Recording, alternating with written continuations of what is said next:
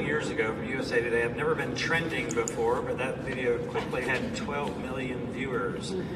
And this story, as you can sense already, it is a positive story about humanity. And it is a true story.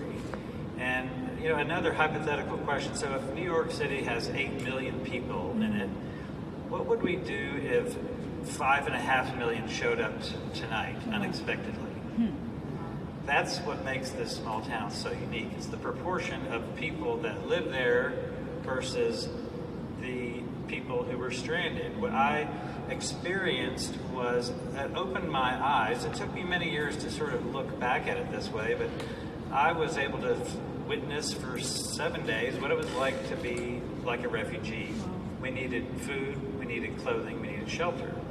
So on our plane, I was on the plane on the upper left side, the Air France flight, sitting over the wing on the right-hand side of the window, and we sat there for 15 hours after we landed on the tarmac.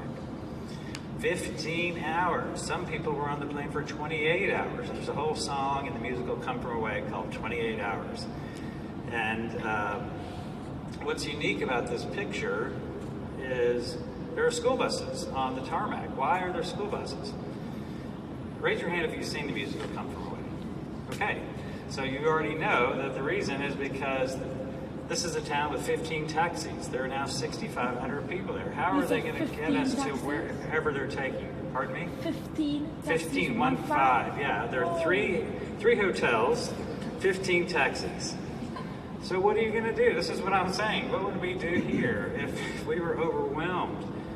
And when I wrote my book, Channel of Peace, Stranded in Gander on 9/11, I wrote it because people on the west coast of the U.S., they saw the musical and they said, why have we never heard this story before? And we want more stories. And so what I'm going to tell you today very quickly is how I witnessed with something that was straight out of the Gospel of Matthew. For I was a stranger and you welcomed me.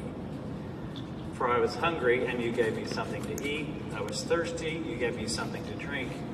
And I was a stranger and you invited me in.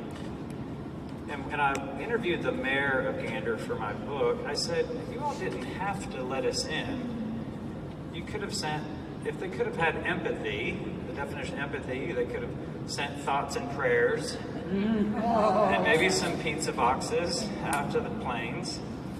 But they literally allowed us into customs through border protection and then into their community colleges where I stayed, their churches, their schools. They closed everything down without blink of an eye. And I asked the mayor, why did you do it? There might have been other terrorists on some of those planes. He said, we weren't going to let you rot on those planes.